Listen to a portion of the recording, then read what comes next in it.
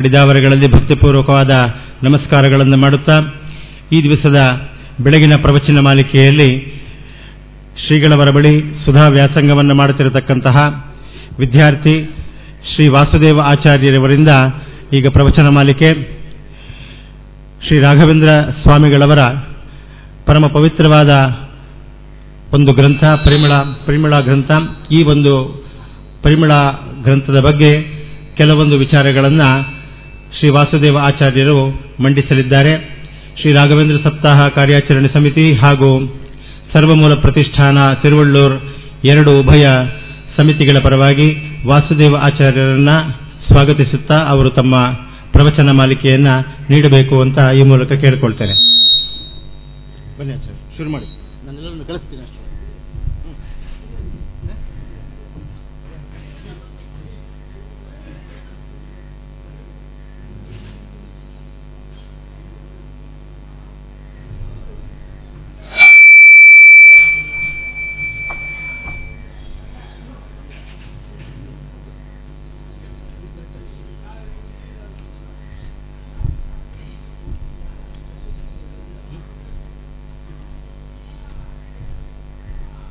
Light ಬೇಕಾ ನೋಡಿ.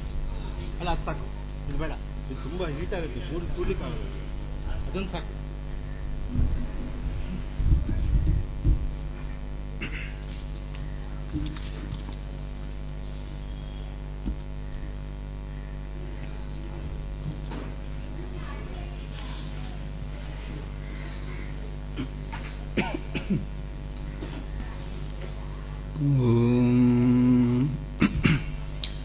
वन्दे तुरङ्गवदनं शशिबिम्बसंस्थं चन्द्रावदात्मकमृतात्मकरैः समन्तात् अण्डान्तरं बहिरपि प्रतिभासयन्तं शङ्खाग्रपुस्तकसुबोधयताब्जवागुं नस्तोमुखादपि निरन्तरमुद्गिरन्तं विद्या अशेषतु उताब्जभवेशमुख्यैः संसेव्यमानमतिभक्तिभरावनं रैः लक्ष्म्यामृतेन सततं परिशिच्यमानम् हयग्रीव हयग्रीव हयग्रीवेति यो वदेत् तस्य निस्सरते वाणी जह्नुकन्या प्रभाकवत् येनाहमिह दुर्मार्गात् धृत्याभिनिवेशितः सम्यक् श्रीवैष्णवे मार्गे पूर्णप्रज्ञं नमामि तम् तपो विद्याविरक्त्यादिसद्गुणौघाकरानहं वादिराजगुरून् वन्दे हयग्रीवपदाश्रयान् मूकोऽपि यत्प्रसादेन मुकुन्दशयनायते राजराजायते रिक्तो राघवेन्द्रं तमाश्रये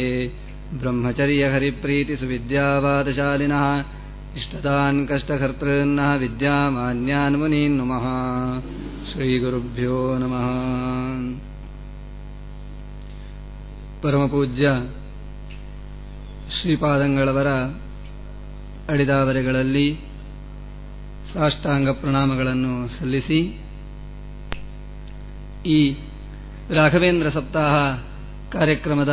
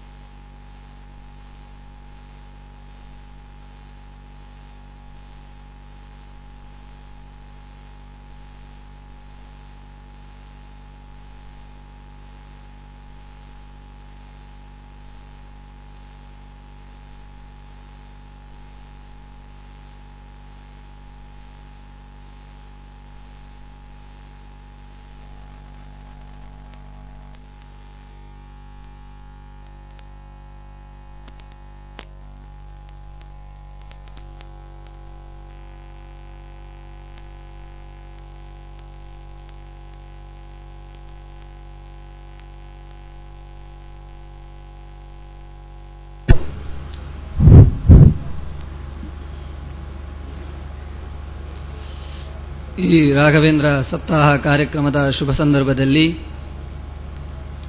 ರಾಯರ ಗ್ರಂಥಗಳ ಬಗ್ಗೆ, ಅವರ ವ್ಯಕ್ತಿತ್ವದ ಬಗ್ಗೆ ಯಥಾಮತಿಯಾಗಿ ಹೇಳುವ ಪ್ರಯತ್ನವನ್ನು ಮಾಡ್ತೇನೆ. ರಾಯರು ಕಲಿಯುಗದ ಕಾಮಧೇನು ಎಂಬುದಾಗಿ ಪ್ರಸಿದ್ಧಿಯನ್ನು ಪಡೆದವರು. ಅವರ ಮಹಿಮೆ ಅದು ಅಪಾರವಾಗಿರುವಂತಹದ್ದು. ರಾಯರ ಭಕ್ತರಲ್ಲದವರು ಈ ಪ್ರಪಂಚದಲ್ಲಿ ಇರುವವರು ಬಹಳ ಕಮ್ಮಿ. ರಾಯರು ಅಂತಹ ಪವಾಡವನ್ನು ತೋರಿಸಿದ ಮಹಾಪುರುಷರು. ಸಾಮಾನ್ಯವಾಗಿ ನಾವೆಲ್ಲ ಏನು ತಿಳ್ಕೊಂಡಿದ್ದೇವೆ ಅಂತ ಹೇಳಿದರೆ, ಭಗವಂತನ ಮಹಿಮೆಯನ್ನು ಶ್ರವಣ ಮಾಡಿದ್ದರಿಂದ ನಮಗೆ ಭಗವಂತನ ಅನುಗ್ರಹ ಆಗುತ್ತೆ ಅಂತ ನಾವು ಸಾಮಾನ್ಯವಾಗಿ ತಿಳ್ಕೊಂಡಿರ್ತೇವೆ. ಎಲ್ಲರೂ ಕೂಡ ಹಾಗೆ ತಿಳ್ಕೊಂಡಿರ್ತಾರೆ. ಅಂದರೆ ಭಗವಂತ ತಾನು ತನ್ನ ಅವತಾರಗಳ ಮೂಲಕ ಅನೇಕ ಮಹಿಮೆಗಳನ್ನು ತೋರಿಸಿದ್ದಾನೆ. ಅದನ್ನು ತಿಳಿದುಕೊಳ್ಳುವುದರ ಮೂಲಕ ಭಗವಂತನ ಅನುಗ್ರಹವನ್ನು ನಾವು ಪಡೆಯಲಿಕ್ಕೆ ಸಾಧ್ಯ. ಆದರೆ ಈ ಪುರಾಣಗಳಲ್ಲಿ, ಇತಿಹಾಸಗಳಲ್ಲಿ ಭಗವದ್ಭಕ್ತರ ಮಹಿಮೆಗಳು ಕೂಡ ಬರುತ್ತವೆ. ಭಗವಂತನ ಚರಿತ್ರೆಗಿಂತ ಜಾಸ್ತಿಯಾಗಿ ಭಗವದ್ಭಕ್ತರ ಚರಿತ್ರೆ ಇರುತ್ತದೆ. ಅಲ್ಲ, ನಮಗೆ ಮೋಕ್ಷ ಆಗಬೇಕಾದ್ರೆ, ಭಗವಂತನ ಅನುಗ್ರಹ ಆಗಬೇಕಾದ್ರೆ ಭಗವಂತನನ್ನು ತಿಳ್ಕೋಬೇಕು. ಭಕ್ತರ ಚರಿತ್ರೆಯನ್ನು ತಿಳ್ಕೊಂಡು ನಾವು ಏನು ಮಾಡಬೇಕು ಅಂತ ಪ್ರಶ್ನೆ ಮಾಡಿದರೆ, ಆಚಾರ್ಯರು ತಾತ್ಪರ್ಯ ನಿರ್ಣಯದಲ್ಲಿ ಹೇಳ್ತಾರೆ, ವೈಷ್ಣವಾನಾಂತು ಚರಿತಂ ವಿಷ್ಣುದ್ರೇಕಾಯ ಕಥ್ಯತೆ ಅಂತ. ಭಗವದ್ಭಕ್ತರ ಮಹಿಮೆಯನ್ನು ಯಾಕೆ ಹೇಳ್ತಾರೆ ಅಂತ ಕೇಳಿದರೆ, ಅದು ಭಗವಂತನ ಮಹಿಮೆಯನ್ನೇ ತಿಳಿಸಿಕೊಡುವಂತಹದ್ದು, ಅದು ಕೊನೆಗೊಳ್ಳುವಂತಹದ್ದು, ಅದು ಭಗವಂತನ ಮಹಿಮೆಯಲ್ಲಿ. ಅಂದರೆ ಭಗವದ್ಭಕ್ತರಿಗೆ ಇಷ್ಟು ಮಹಿಮೆ ಉಂಟು ಅಂತಾದರೆ, ಇಷ್ಟು ಸಾಮರ್ಥ್ಯ ಇದೆ ಅಂತಾದರೆ, ಆ ಸಾಮರ್ಥ್ಯವನ್ನು ಕರುಣಿಸಿದಂತಹ ಭಗವಂತನ ಮಹಿಮೆ ಅದು ಎಷ್ಟು ಇರಬಹುದು, ಅದು ಅಪಾರವಾಗಿರುವಂತಹದ್ದು ಎಂಬುದಾಗಿ ಭಗವದ್ಭಕ್ತರ ಮಹಿಮೆ ಅದು ಭಗವಂತನ ಮಹಿಮೆಯಲ್ಲಿ ಪರ್ಯವಸಾನಗೊಳ್ಳುವಂತಹದ್ದು. ಹಾಗಾಗಿ ಅವರಿಗೆ ಆ ವ್ಯಕ್ತಿತ್ವವನ್ನು ಕೊಟ್ಟಂತಹ ಭಗವಂತ ಅವರಿಗಿಂತಲೂ ಉತ್ಕೃಷ್ಟನಾದವ, ಸರ್ವೋತ್ತಮನಾಗಿರತಕ್ಕಂಥವ ಎಂಬ ಜ್ಞಾನ ಅದು ನಮಗೆ ಬರುವುದಕ್ಕೋಸ್ಕರ ಭಗವದ್ಭಕ್ತರ ಮಹಿಮೆಯನ್ನು ಶಾಸ್ತ್ರಗಳಲ್ಲಿ, ಪುರಾಣಗಳಲ್ಲಿ ಎಲ್ಲ ಕಡೆ ಹೇಳ್ತಾರೆ.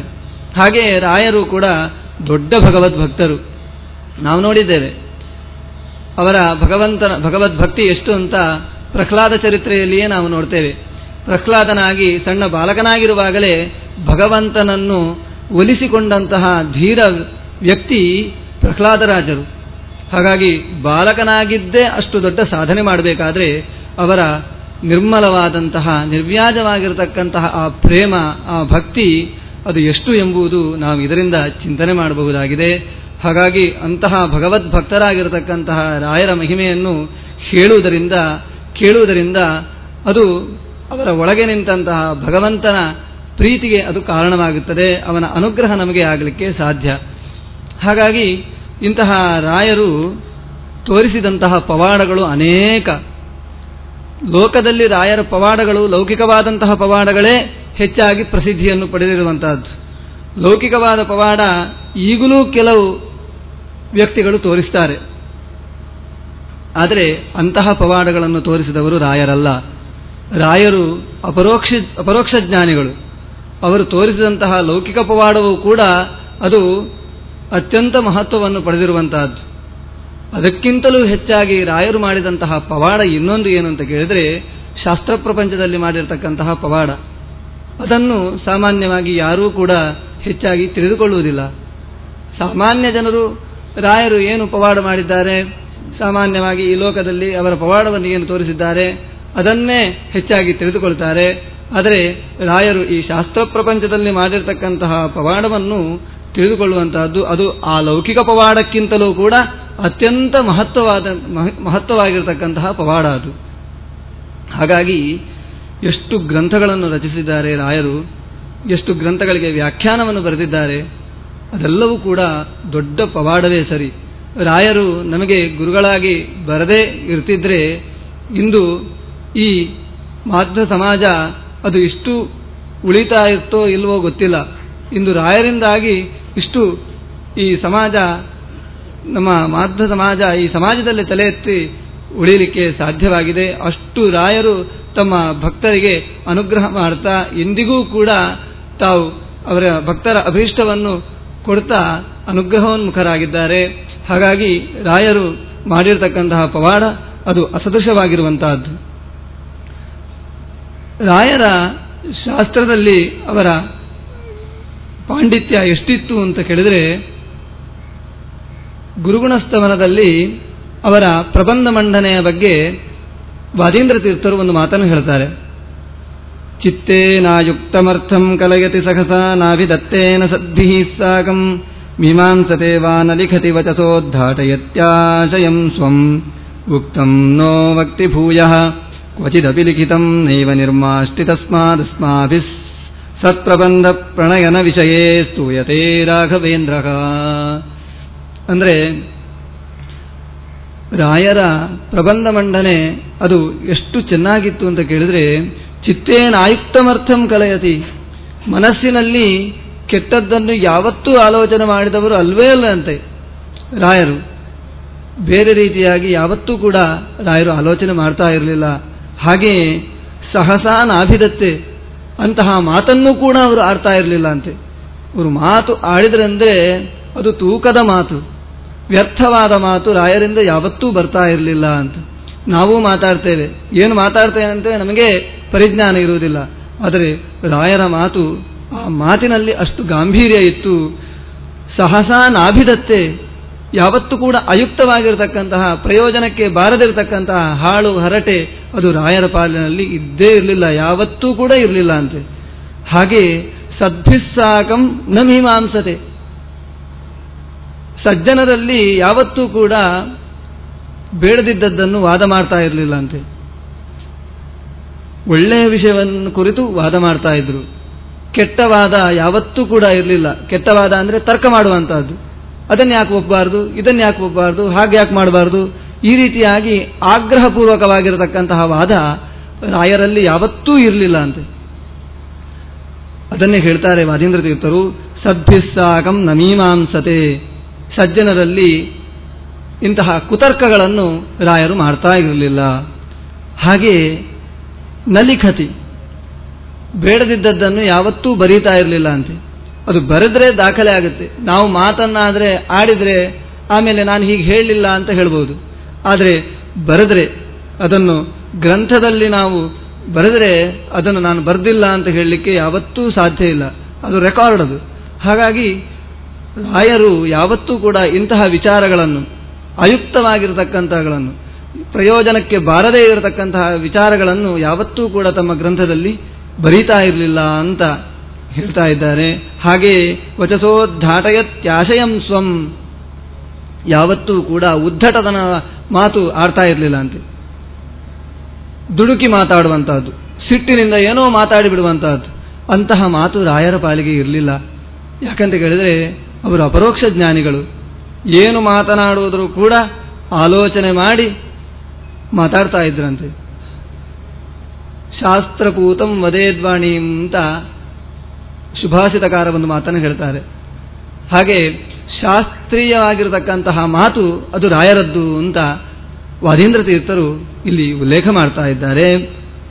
ಉಕ್ತಂ ನೋ ವಕ್ತಿ ಭೂಯಃ ಕ್ವಚಿದಪಿ ಲಿಖಿತಂ ನೈವ ನಿರ್ಮಾಷ್ಟಿ ತಸ್ಮಾತ್, ಯಾವತ್ತೂ ಕೂಡ ಹೇಳಿದ್ದನ್ನೇ ಹೇಳ್ತಾ ಇರಲಿಲ್ಲಂತೆ. ಚರ್ವಿತ ಚರ್ವಣ ಅಂತ ಹೇಳ್ತಾರೆ, ಹೇಳಿದ್ದನ್ನೇ ಹೇಳುವಂತಹದ್ದು. ಪುನರುಕ್ತಿ, ಒಮ್ಮೆ ಹೇಳಿರ್ತಾನೆ, ನಾವು ಹಾಗೆ ಮಾತಾಡ್ತಾ ಇರ್ತೇವೆ. ಉಪನ್ಯಾಸ ಮಾಡಬೇಕಾದ್ರೆ 1 ಗಂಟೆ ಉಪನ್ಯಾಸ ಮಾಡಬೇಕು ಅಂತ ಹೇಳ್ತಾರೆ.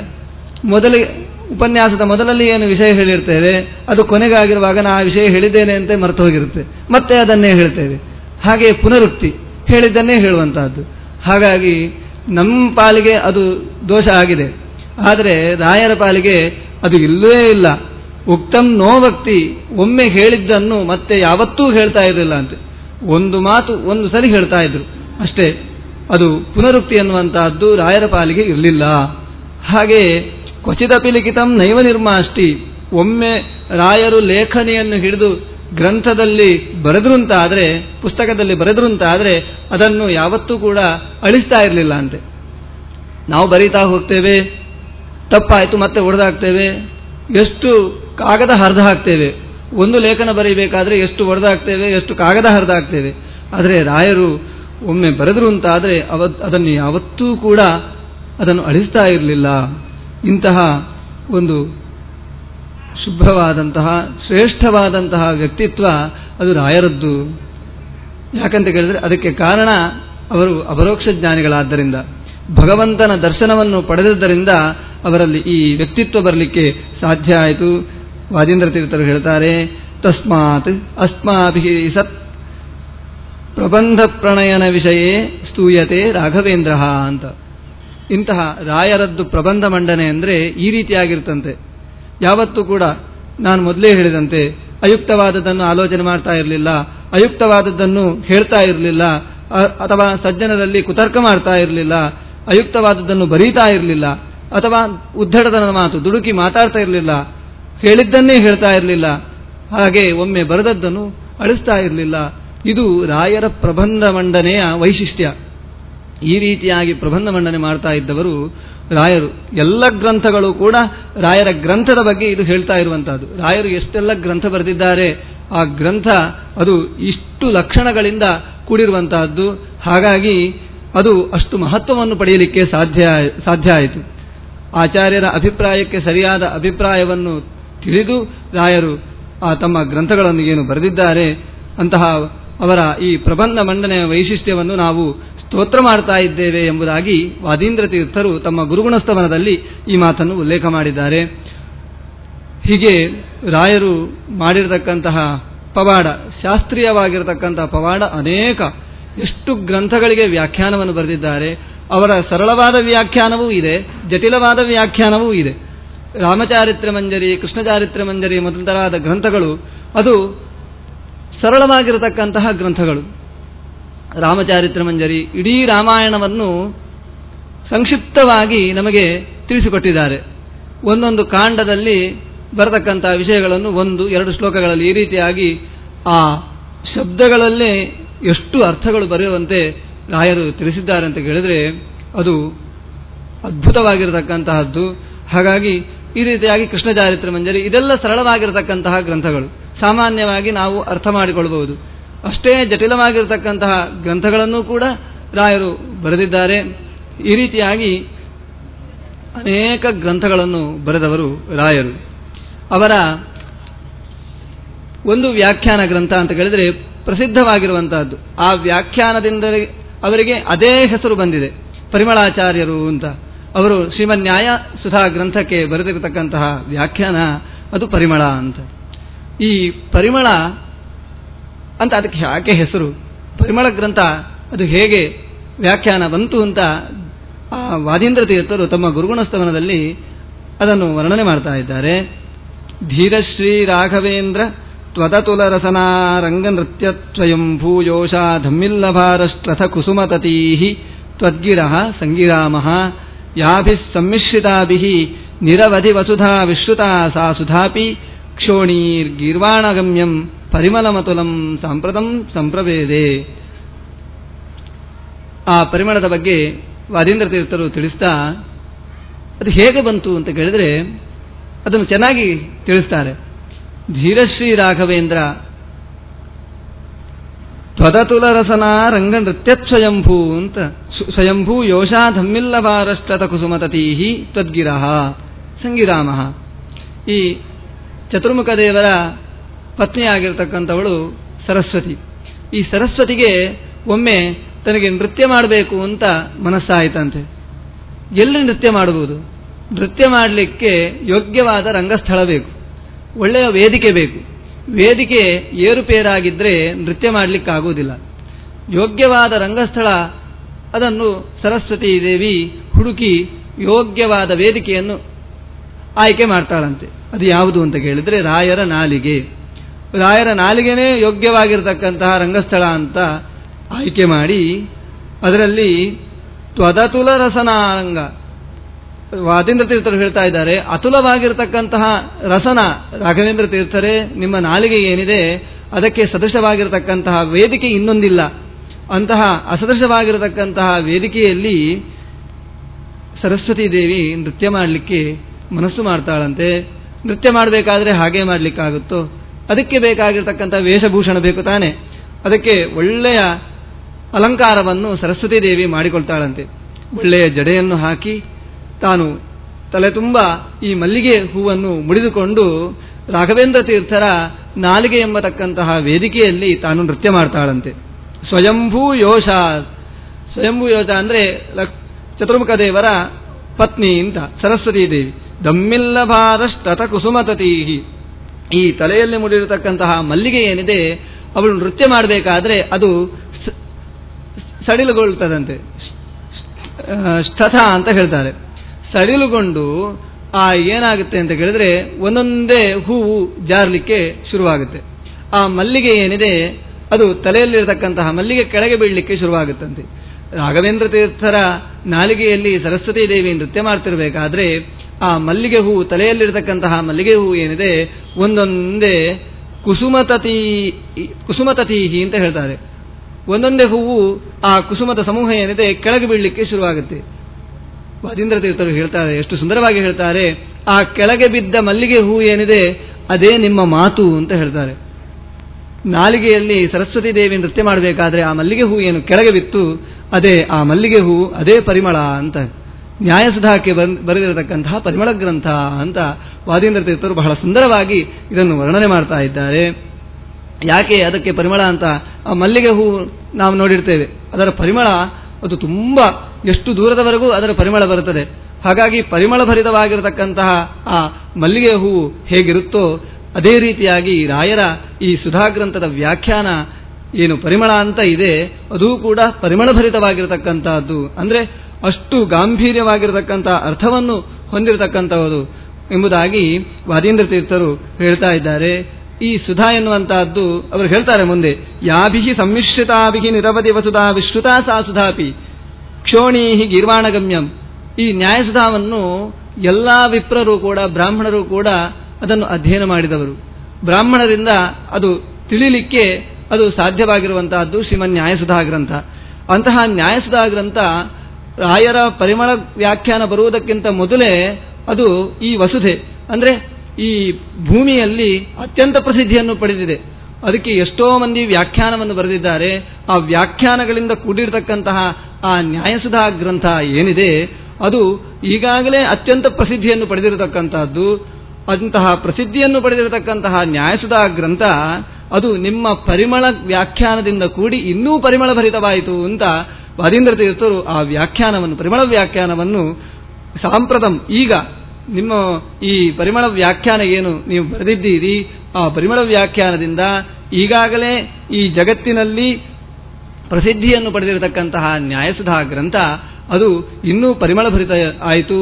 ಅಂದರೆ ಜನರ ಮನಸ್ಸಿಗೆ ಅದು ಏನು ಮನೋಹರವಾಗಿ ಕಾಣಿಸ್ತಂತೆ. ಅಂದರೆ ಪರಿಮಳ ಗ್ರಂಥ ಏನು ಅಂತ ಕೇಳಿದ್ರೆ ಅದಕ್ಕೆ ಪೂರ್ತಿ ವ್ಯಾಖ್ಯಾನ ರಾಯರು ಬರೆಯುವುದಿಲ್ಲ.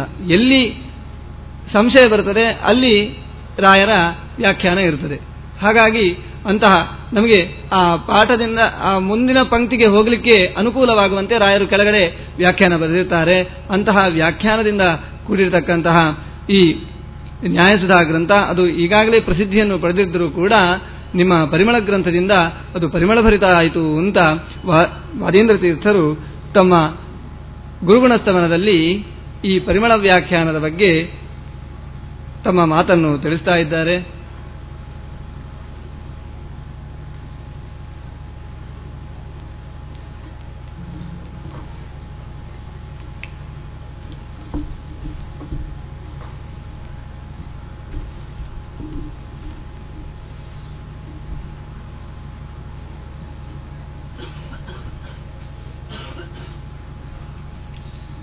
ಪರಮಪೂಜ್ಯ ಶ್ರೀಪಾದಂಗಳವರ ಪಾದಪದ್ಮಗಳಲ್ಲಿ ಸಾಷ್ಟಾಂಗ ಪ್ರಣಾಮಗಳನ್ನು ಸಲ್ಲಿಸುತ್ತಾ ಈ ರೀತಿಯಾಗಿ ರಾಯರು ಶ್ರೀಮನ್ ನ್ಯಾಯಸುಧಾ ಗ್ರಂಥಕ್ಕೆ ಬರೆದಿರತಕ್ಕಂತಹ ಪರಿಮಳ ಗ್ರಂಥದ ಬಗ್ಗೆ ವಾದೀಂದ್ರ ತೀರ್ಥರು ಬಹಳ ಸುಂದರವಾಗಿ ತಮ್ಮ ಮಾತನ್ನು ಗುರುಗುಣಸ್ತವನದಲ್ಲಿ ತಿಳಿಸ್ತಾ ಇದ್ದಾರೆ. ಆ ರಾಯರು ಅವರು ಏನು ಈ ಪರಿಮಳ ಗ್ರಂಥದ ಮಹತ್ವವನ್ನು ಹೇಳಿದರೂ ಆ ಮಹತ್ವವನ್ನು ನಾವು ಆ ಪರಿಮಳದಲ್ಲಿ ನೋಡುವುದಾದರೆ ಒಂದು ಮೊದಲನೆಯಲ್ಲಿ ಜಿಜ್ಞಾಸಾಧಿಕರಣದಲ್ಲಿ ಮೊದಲನೆಯ ಸೂತ್ರ ಓಂ ಅಥಾತೋ ಬ್ರಹ್ಮ ಜಿಜ್ಞಾಸಾ ಓಂ. ಅದರಲ್ಲಿ ಮೊದಲು ಏನು ಓಂಕಾರ ಇದೆ, ಆ ಓಂಕಾರಕ್ಕೆ 5 ಪ್ರಯೋಜನಗಳಿವೆ ಎಂಬುದಾಗಿ ರಾಯರು ತಮ್ಮ ಪರಿಮಳ ವ್ಯಾಖ್ಯಾನದಲ್ಲಿ ತಿಳಿಸ್ತಾ ಇದ್ದಾರೆ.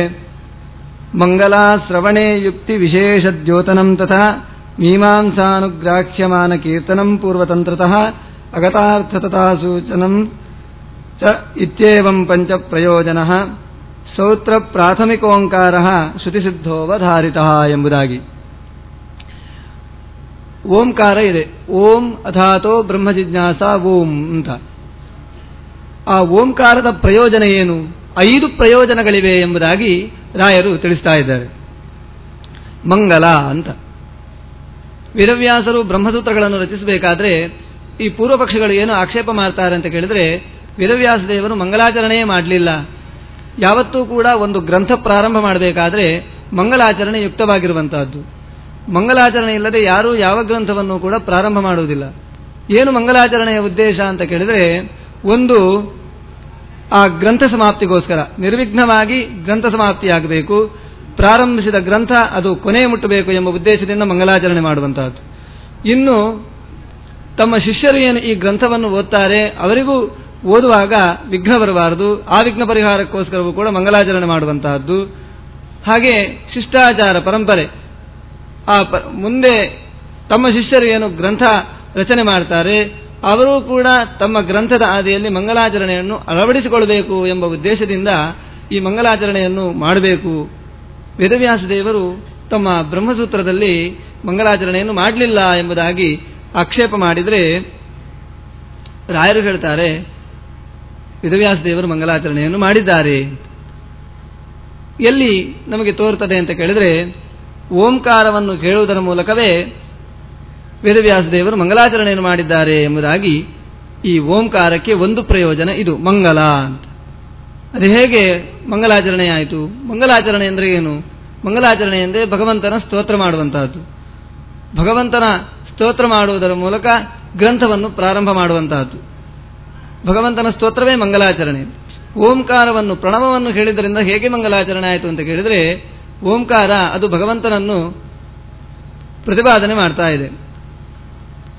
ಆಚಾರ್ಯರು ತಾವು ಗಾಯತ್ರಿಯ ಅರ್ಥವನ್ನು ಹೇಳುವಾಗ ಓಂಕಾರಕ್ಕೆ ಅರ್ಥ ಹೇಳ್ತಾರೆ, ಓಂ ಅಶೇಷ ಗುಣಾಧಾರ ಎಂಬುದಾಗಿ. ಅಶೇಷ ಗುಣಗಳಿಗೆ ಆಶ್ರಯನಾಗಿರ್ತಕ್ಕಂಥವ ಭಗವಂತ.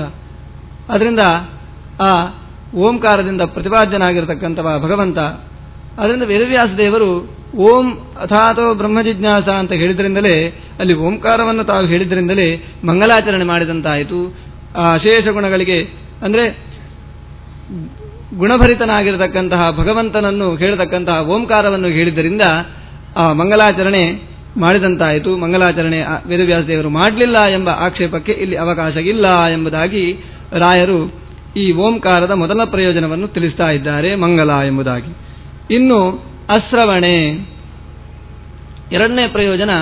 ನಾವು ಪ್ರತಿಯೊಂದು ಸೂತ್ರವನ್ನು ಹೇಳಬೇಕಾದರೂ ಕೂಡ ಮೊದಲು ಮತ್ತೆ ಕೊನೆಯಲ್ಲಿ ಓಂಕಾರವನ್ನು ಹೇಳಬೇಕಂತೆ. ಯಾಕೆ? ಅದು ಮಂತ್ರದುಲ್ಯವಾಗಿರತಕ್ಕಂಥದ್ದು. ನಾವು ಪ್ರತಿಯೊಂದು ಮಂತ್ರ ಜಪ ಮಾಡಬೇಕಾದ್ರೆ ಮೊದಲು ಮತ್ತೆ ಕೊನೆಯಲ್ಲಿ ಓಂಕಾರವನ್ನು ಹೇಳಬೇಕು ಅಂತ ಹೇಳ್ತಾರೆ.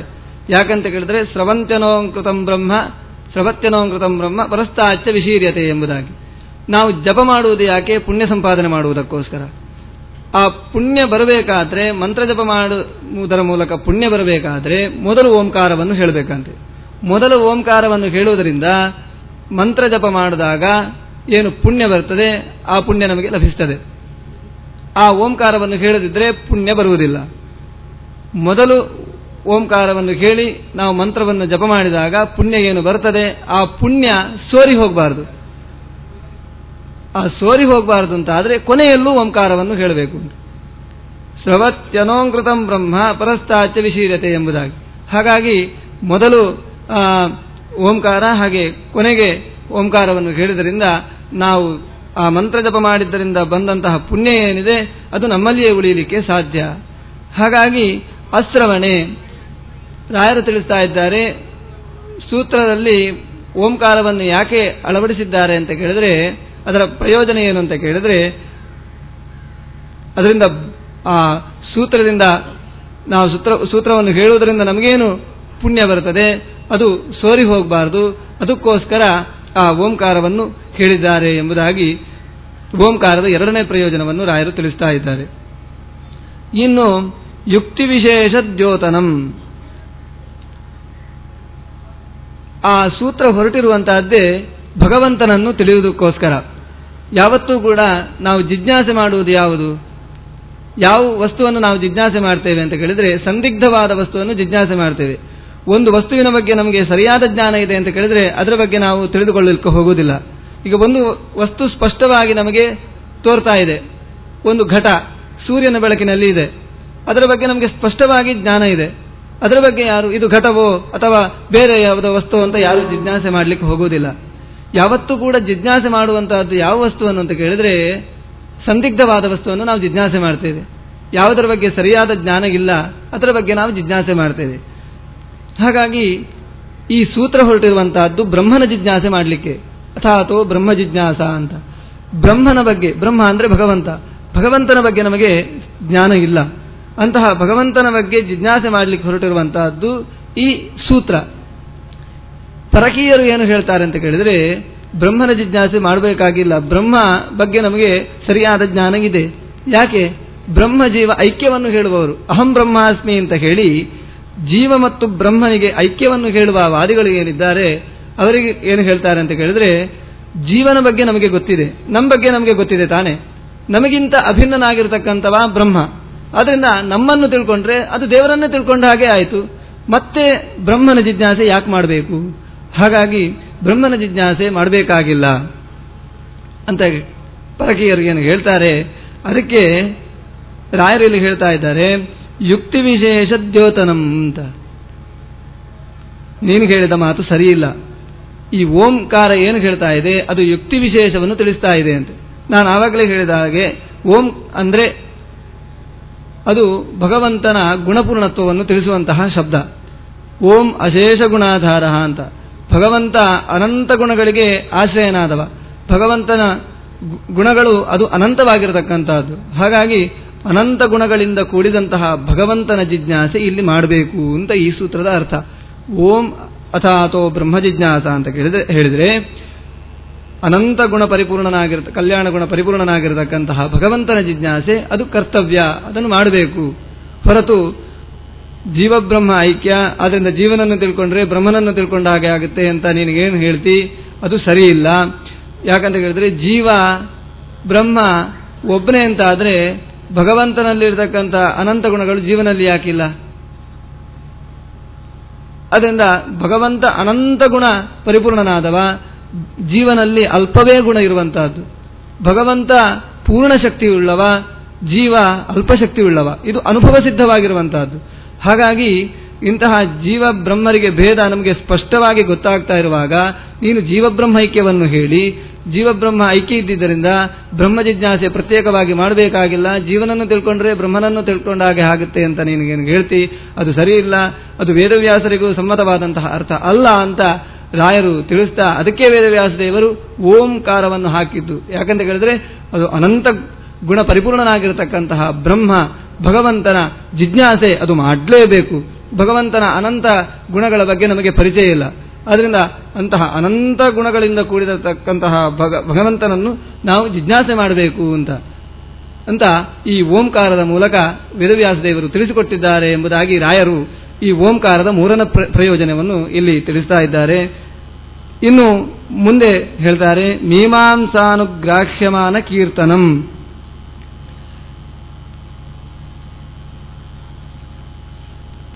ಈ ಪೂರ್ವಮೀಮಾಂಸಾಗಳು ಏನಿದೆ, ಧರ್ಮಮೀಮಾಂಸಾ, ಅದರಲ್ಲಿ ಈ ಪೂರ್ವ ಪಕ್ಷಿಗಳು ಏನು ಹೇಳ್ತಾರೆ ಅಂತ ಕೇಳಿದರೆ ಬ್ರಹ್ಮ ಜಿಜ್ಞಾಸೆ ಅದು ಪ್ರತ್ಯೇಕವಾಗಿ ಮಾಡಬೇಕಾಗಿಲ್ಲ ಅಂತ. ಅಂದರೆ ಧರ್ಮ ಜಿಜ್ಞಾಸೆಯಲ್ಲಿಯೇ ಬ್ರಹ್ಮ ಜಿಜ್ಞಾಸೆ ಸೇರಿದೆ ಅಂತ. ಯಾಕಂತ ಕೇಳಿದರೆ ಭಗವಂತನ ಜ್ಞಾನವು ಕೂಡ ಒಂದು ಧರ್ಮವೇ ಆಗಿದೆ. ಭಗವಂತನ ಜ್ಞಾನ ಸಂಪಾದನೆ ಏನಿದೆ ಅದು ಒಂದು ಧರ್ಮ. ಆದ್ದರಿಂದ ಆ ಧರ್ಮ ಜಿಜ್ಞಾಸೆ ಮಾಡುವಾಗಲೇ ಅಲ್ಲಿ ಭಗವಂತನ ಬಗ್ಗೆ ತಿಳಿದುಕೊಂಡ ಹಾಗೆ ಆಯಿತು. ಹಾಗಾಗಿ ಅದನ್ನು ಪ್ರತ್ಯೇಕವಾಗಿ ಮಾಡಬೇಕಾಗಿಲ್ಲ ಅಂತ ರಾಯರು ಅದನ್ನು ಮುಂದೆ ತಿಳಿಸ್ತಾ ಇದ್ದಾರೆ. ಇಲ್ಲಿ ಏನು ತಿಳಿಸ್ತಾ ಇದ್ದಾರೆ ಅಂತ ಕೇಳಿದರೆ, ಮೀಮಾಂಸಾನುಗ್ರಾಹ್ಯಮಾನ ಅಂತ ಹೇಳಿದರೆ ಈ ಬ್ರಹ್ಮಮೀಮಾಂಸಾ ಶಾಸ್ತ್ರ ಏನಿದೆ ಇದು ನಿರ್ಣಾಯಕ ಗ್ರಂಥ. ಭಗವಂತನ ಬಗ್ಗೆ ತಿಳಿಸಿಕೊಡುವಂತಹದ್ದು ಮುಖ್ಯ ಪ್ರಮಾಣ, ಅದು ವೇದ.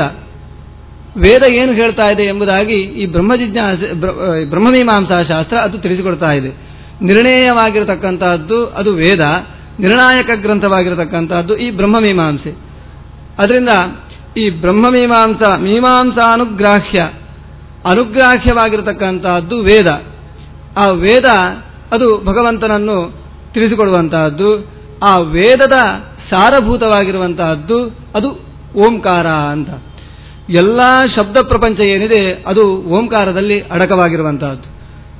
ಓಂಕಾರದ 3 ಅಕ್ಷರಗಳಿಂದ ವ್ಯಾಹೃತಿ ಹುಟ್ಟಿದರೆ ಆ 3 ವ್ಯಾಹೃತಿಗಳಿಂದ 3 ಪಾದದ ಗಾಯತ್ರಿ, 3 ಪಾದದ ಗಾಯತ್ರಿಯಿಂದ 3 ವರ್ಗದ ಪುರುಷ ಸೂಕ್ತ, 3 ವರ್ಗದ ಪುರುಷ ಸೂಕ್ತದಿಂದ 3 ವೇದಗಳು ಅದು ಆವಿರ್ಭಾವಗೊಂಡಿರುವಂತಹದ್ದು. ಹೀಗಾಗಿ ಸಕಲ ವೇದಗಳ ವ್ಯಾಖ್ಯೆಯ ಅದು ಓಂಕಾರ ಎಂಬುದಾಗಿ ರಾಯರು ಇಲ್ಲಿ ತಿಳಿಸ್ತಾ ಇದ್ದಾರೆ. ಮೀಮಾಂಸಾ, ಈ ಏನು ಬ್ರಹ್ಮಮೀಮಾಂಸಾ ಶಾಸ್ತ್ರ ಇದೆ ಅದಕ್ಕೆ ಅನುಗ್ರಾಹ್ಯವಾಗಿರುವಂತಹದ್ದು ಈ ಓಂಕಾರ. ಅದರಿಂದ ಈ ಓಂಕಾರದ 4ನೇ ಪ್ರಯೋಜನವನ್ನು ಇಲ್ಲಿ ರಾಯರು ತಿಳಿಸ್ತಾ ಇದ್ದಾರೆ. ಮುಂದೆ ಪೂರ್ವತಂತ್ರತಃ ಅಗತಾರ್ಥತಾ ಸೂಚನಂ. ಪೂರ್ವತಂತ್ರತಃ ಅಂದರೆ ಬ್ರಹ್ಮಮೀಮಾಂಸಾ ಶಾಸ್ತ್ರಕ್ಕಿಂತ ಮೊದಲಿರತಕ್ಕಂತಹ ಮೀಮಾಂಸಾ ಶಾಸ್ತ್ರ ಅಂದರೆ ಅದು ಧರ್ಮಮೀಮಾಂಸಾ.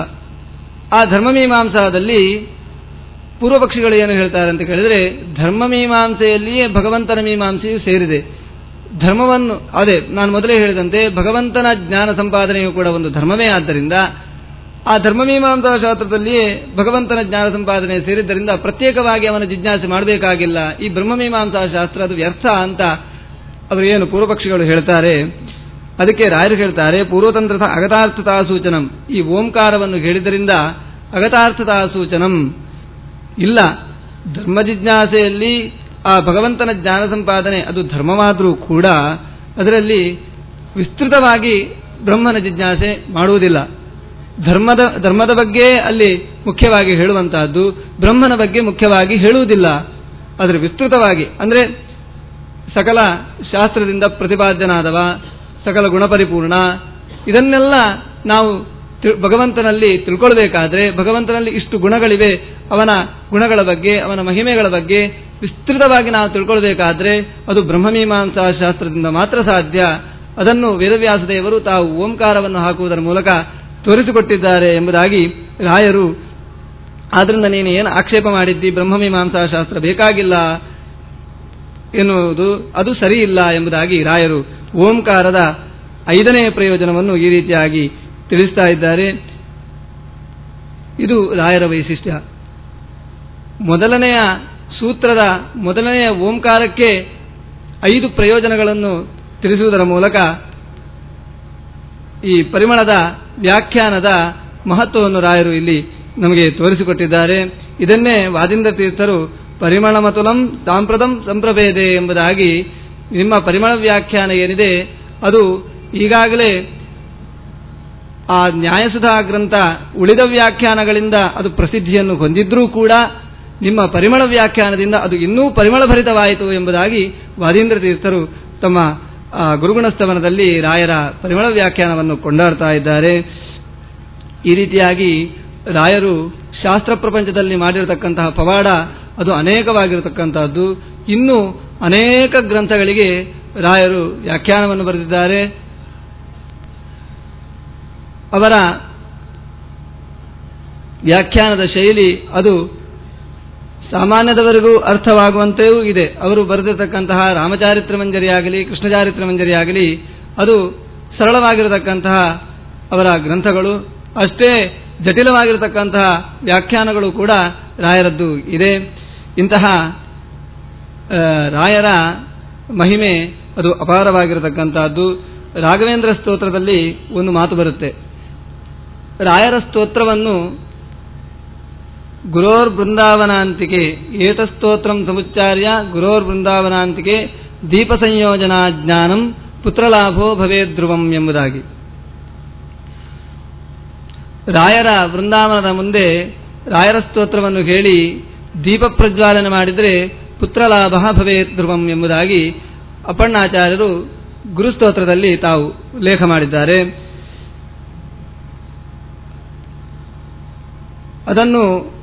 ಅದರ ಇನ್ನೊಂದು ಅರ್ಥವನ್ನು ಹೇಳುವುದಾದರೆ, ರಾಯರು ಬರೆದಿರತಕ್ಕಂತಹ ವ್ಯಾಖ್ಯಾನಗಳು ಏನಿವೆ ಅದನ್ನು ನಾವು ಉಳಿದ ರಾಯರ ಆಚಾರ್ಯರ ಸರ್ವಮೂಲ ಗ್ರಂಥಗಳಿಗೆ ಜಯತೀರ್ಥರು ಉಳಿದ ಯತಿಗಳು ಬರೆದಿರತಕ್ಕಂತಹ ವ್ಯಾಖ್ಯಾನದೊಂದಿಗೆ ರಾಯರ ವ್ಯಾಖ್ಯಾನವನ್ನು ಸೇರಿಸಿ ನಾವು ಅದನ್ನು ರಾಯರ ಮುಂದೆ ಹೇಳಿದರೆ ದೀಪ ಸಂಯೋಜನಾತ್. ದೀಪ ಸಂಯೋಜನ ಅಂದರೆ, ದೀಪ ಅಂದರೆ ರಾಯರ ವ್ಯಾಖ್ಯಾನಗಳು, ಭಾವದೀಪ, ಪ್ರದೀಪ, ತುಂಬ ವ್ಯಾಖ್ಯಾನಗಳಿವೆ. ಅಂತಹ ವ್ಯಾಖ್ಯಾನಗಳನ್ನು ಉಳಿದ ವ್ಯಾಖ್ಯಾನಗಳೊಂದಿಗೆ ಸೇರಿಸಿ ಅದರ ಅರ್ಥಚಿಂತನೆಯನ್ನು ನಡೆಸಿದಾಗ ದೀಪ ಸಂಯೋಜನಾತ್. ಪುತ್ರಲಾಭ ಅಂತ, ಪುತ್ರ ಅಂದರೆ ಜ್ಞಾನ ಅಂತ ಅರ್ಥ. ಪುನ್ನಾಮ ನರಕಾತ್ರಾಯತೆ, ನಮ್ಮನ್ನು ನರಕದಿಂದ ಉದ್ಧಾರ ಮಾಡುವಂತಹದ್ದು ಜ್ಞಾನ. ನಾವೆಷ್ಟು ಜ್ಞಾನ ಸಂಪಾದನೆ ಮಾಡ್ತೇವೆ ಅಷ್ಟು ನರಕದಿಂದ ನಾವು ದೂರ ಉಳಿಯಲಿಕ್ಕೆ ಸಾಧ್ಯ. ಹಾಗಾಗಿ ಅಂತಹ ಜ್ಞಾನ ಪುತ್ರಲಾಭ ಭವೇದ್ಧ್ರುವಂ. ರಾಯರ ವ್ಯಾಖ್ಯಾನವನ್ನು ಉಳಿದ ವ್ಯಾಖ್ಯಾನಗಳೊಂದಿಗೆ ಸೇರಿಸಿ ಆಚಾರ್ಯರ ಸರ್ವಮೂಲವನ್ನು ನಾವು ಚಿಂತನೆ ಮಾಡಿದಾಗ ಆವಾಗ ಆ ಪುತ್ರಲಾಭ ಭವೇದ್ಧ್ರುವಂ ಅಂತ, ಆ ಜ್ಞಾನ ನಮ್ಮನ್ನು ನರಕದಿಂದ, ಏನು ನಾವು ಆ ಜ್ಞಾನ ಸಂಪಾದನೆ ಮಾಡ್ತೇವೆ ಅದು ನಮ್ಮನ್ನು ನರಕದಿಂದ ಉದ್ಧಾರ ಮಾಡಲಿಕ್ಕೆ ಸಾಧ್ಯ ಎಂಬುದಾಗಿ ರಾಯರ ಸ್ತೋತ್ರದಲ್ಲಿ ಅಪ್ಪಣ್ಣಾಚಾರ್ಯರು ತಿಳಿಸಿದ್ದಾರೆ. ಇಂತಹ ರಾಯರು ನಮಗೆ ಗುರುಗಳಾಗಿ ಸಿಕ್ಕಿರುವಂತಹದ್ದು ನಮ್ಮ ಬಹುಜನ್ಮದ ಪುಣ್ಯ ಅಂತಲೇ ನಾವು ಹೇಳ್ಬೋದು. ನಾವು ಇವತ್ತು ಈ ಸಂಸಾರದಲ್ಲಿ ತುಂಬ ಕಷ್ಟವನ್ನು ಅನುಭವಿಸ್ತಾ ಇದ್ದೇವೆ. ನಮಗೆ ಈ ಸಂಸಾರ ಸಾಗರವನ್ನು ದಾಟಲಿಕ್ಕೇನೆ ತುಂಬ ಕಷ್ಟ. ಸಂಸಾರ ಸಾಗರದಲ್ಲಿ ನಾವು ಇಳಿದು ಬಿಟ್ಟಿದ್ದೇವೆ. ಅದನ್ನು ದಾಟಬೇಕು. ಹೇಗೆ? ನಾವು ನಮ್ಮ ಕೈ ಕಟ್ಟಿ ಹೋಯಿತು ಅಂತ ನಾವು ಹೇಳ್ತೇವೆ. ಕೈ ಕಟ್ಟಿದ್ದು ಅಂದರೆ ಹಗ್ಗದಿಂದ ಯಾರೂ ನಮ್ಮ ಕೈಯನ್ನು ಕಟ್ಟಿಲ್ಲ. ಅಂದರೆ ನಾವು ಏನು ಮನಸ್ಸಲ್ಲಿ ಆಲೋಚನೆ ಮಾಡ್ತೇವೆ ಅದನ್ನು ನಮಗೆ ಮಾಡಲಿಕ್ಕೆ ಸಾಧ್ಯ ಆಗ್ತಾ ಇಲ್ಲ. ಅದರಿಂದಲೇ ಸ್ಪಷ್ಟ ನಾವು ಅಸ್ವತಂತ್ರರು ಎಂಬುದಾಗಿ. ಹಾಗಾಗಿ ಈ ಪಾಶವನ್ನು ಬಿಗಿದವ ಯಾರು? ನಮ್ಮನ್ನು ಕಟ್ಟಿಹಾಕಿದವ ಯಾರು? ಸಂಸಾರದಲ್ಲಿ ಕಟ್ಟಿಹಾಕಿದವ ಮತ್ಯಾರೂ ಅಲ್ಲ, ಭಗವಂತನೇ. ಎಷ್ಟು ಗಟ್ಟಿಯಾಗಿ ಕಟ್ಟಿಹಾಕಿದ್ದಾನಂತ ಕೇಳಿದ್ರೆ, ಆ ಕಟ್ಟಿಹಾಕಿದ ಗಂಟು ಏನಿದೆ, ಹಗ್ಗದ ಗಂಟು, ಅದು ಎಲ್ಲಿದೆ ಅಂತಲೇ ನಮಗೆ ಗೊತ್ತಿಲ್ಲ. ಅದು ತೋರದಂತೆ ನಮ್ಮನ್ನು ಕಟ್ಟಿಹಾಕಿದ್ದಾನೆ. ಆ ಗಂಟನ್ನು ಬಿಚ್ಚಬೇಕಾದ್ರೆ ಯಾರು ಕಟ್ಟಿಹಾಕಿದ್ದಾನೋ ಅವನೇ ಬರಬೇಕು. ಅವನಿಂದ ಮಾತ್ರ ಬಿಚ್ಚಲಿಕ್ಕೆ ಸಾಧ್ಯ. ಆ ಗಂಟು ಬಿಚ್ಚಬೇಕಾದ್ರೆ ಏನಾಗಬೇಕು? ಭಗವಂತನ ಅನುಗ್ರಹ ಆಗಬೇಕು. ಭಗವಂತನ ಅನುಗ್ರಹ ನೇರವಾಗಿ ನಮ್ಮಿಂದ ಪಡೆಯಲಿಕ್ಕೆ ಸಾಧ್ಯ ಇಲ್ಲ. ಗುರುಗಳ ಮುಖೇನನೇ ನಾವು ಭಗವಂತನ ಪ್ರಸಾದವನ್ನು ಪಡೆಯಲಿಕ್ಕೆ ಸಾಧ್ಯ. ಹಾಗಾಗಿ ರಾಯರು, ವಾದಿರಾಜಗುರು ಸಾರ್ವಭೌಮರು, ಶ್ರೀಮದ್ ಆನಂದತೀರ್ಥ ಭಗವತ್ಪಾದರು ಇವರೆಲ್ಲ ನಮಗೆ ಇವತ್ತು ಗುರುಗಳಾಗಿ ನಮಗೆ ಏನು ಸಿಕ್ಕಿದ್ದಾರೆ. ಅವರ ಮೂಲಕ ಅವರು ಮಾಡಿರತಕ್ಕಂತಹ ಗ್ರಂಥಗಳು, ಆ ಗ್ರಂಥಗಳ ಅಧ್ಯಯನ ಮೂಲಕ ನಾವು ಜ್ಞಾನವನ್ನು ಸಂಪಾದನೆ ಮಾಡುವುದರ ಮೂಲಕ ಭಗವಂತನ ಬಗ್ಗೆ ತಿಳಿದುಕೊಂಡು ಅವನ ಅನುಗ್ರಹವನ್ನು ಪಡೆಯಲಿಕ್ಕೆ ನಾವು ಸಾಧ್ಯ. ಹಾಗಾಗಿ ಈ ಸಂಸಾರದಿಂದ ನಾವು ಉದ್ಧತರಾಗಬೇಕಾದ್ರೆ, ನಾವು ಮೇಲೆ ಬರಬೇಕಾದ್ರೆ ಇಂತಹ ಗುರುಗಳ ಪಾದವನ್ನು ಹಿಡಿಯಬೇಕು. ಗುರುವಿನ ಗುಲಾಮನಾಗುವ ತನಕ ದೊರೆಯದಣ್ಣ ಮುಕುತಿ ಅಂತ ದಾಸರು ಹೇಳಿದಂತೆ, ಗುರುವಿನ ಗುಲಾಮ ನಾವು ಯಾವಾಗ ಆಗ್ತೇವೆ, ಗುರುಗಳ ಉಪಸತ್ತಿ ನಾವು ಯಾವತ್ತು ಮಾಡ್ತೇವೆ, ಗುರು ಸೇವೆ, ಗುರು ಶುಶ್ರೂಷೆಯನ್ನು ನಾವು ಯಾವತ್ತು ಮಾಡ್ತೇವೆ, ಅವತ್ತು ನಾವು ಈ ಸಂಸಾರ ಸಾಗರವನ್ನು ದಾಟಲಿಕ್ಕೆ ಸಾಧ್ಯ. ಅದು ಹೇಗೆ ಅಂತ ಹೇಳಿದ್ರೆ, ಗುರುಗಳ ಶುಶ್ರೂಷೆಯಿಂದ, ಗುರುಗಳ ಉಪಸತ್ತಿಯನ್ನು ಮಾಡಿ, ಅವರಲ್ಲಿ ಅಧ್ಯಯನವನ್ನು ಮಾಡಿ, ಆ ಮೂಲಕ ಭಗವಂತನ ಜ್ಞಾನವನ್ನು ಸಂಪಾದನೆ ಮಾಡಿ, ಭಗವಂತನ ಅನುಗ್ರಹದಿಂದ ನಾವು ಈ ಸಂಸಾರದಲ್ಲಿ ಏನು ನಾವು ಪಾಶಕ್ಕೆ, ಈ ಬಂಧನಕ್ಕೆ ನಾವು ಒಳಗಾಗಿದ್ದೇವೆ, ಆ ಬಂಧನದಿಂದ ನಾವು ಮುಕ್ತರಾಗಲಿಕ್ಕೆ ಸಾಧ್ಯ, ಆ ಮೋಕ್ಷವನ್ನು ನಾವು ಪಡೆಯಲಿಕ್ಕೆ ಸಾಧ್ಯ ಎಂಬುದಾಗಿ ನಾನು ಹೇಳ್ತಾ, ರಾಯರ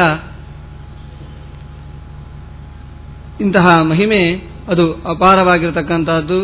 ರಾಯರು ಬರೆದಿರತಕ್ಕಂತಹ ಗ್ರಂಥಗಳ ಮೂಲಕ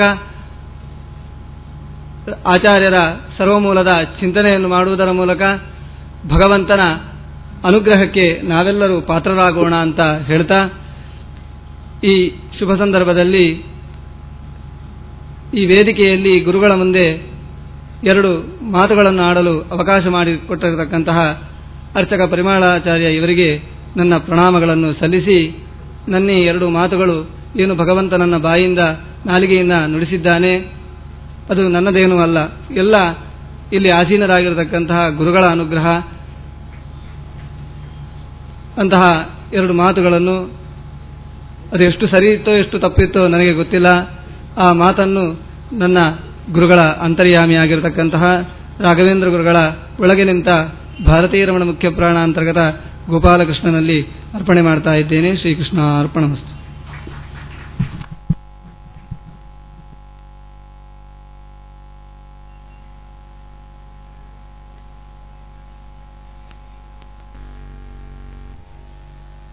ಹರೇ ಶ್ರೀನಿವಾಸ.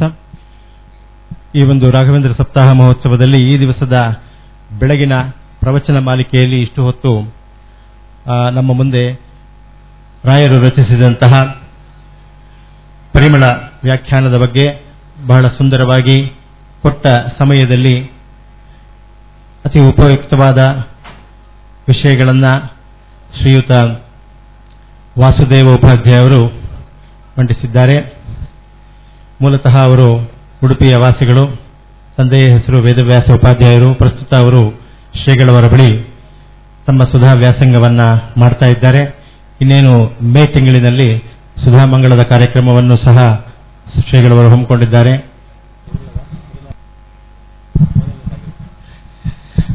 ಉಭಯ ಸಮಿತಿಗಳ ಪರವಾಗಿ ಶ್ರೀ ರಾಘವೇಂದ್ರ ಸಪ್ತಾಹ ಕಾರ್ಯಾಚರಣೆ ಸಮಿತಿ ಹಾಗೂ ಸರ್ವಮೂಲ ಪ್ರತಿಷ್ಠಾನ ತಿರುವಳ್ಳೂರು ಘಟಕದ ಪರವಾಗಿ ಶ್ರೀ ವಾಸುದೇವ ಆಚಾರ್ಯರಿಗೆ ಅನಂತ ವಂದನೆಗಳನ್ನು ತಿಳಿಸುತ್ತಾ, ಇನ್ನು ಈ ದಿವಸದ ಮುಂದಿನ ಮುಖ್ಯ ಪ್ರವಚನಕಾರರಾದಂತಹ ಶ್ರೀ ಜಿ ಪಿ ನಾಗರಾಜಾಚಾರ್ಯ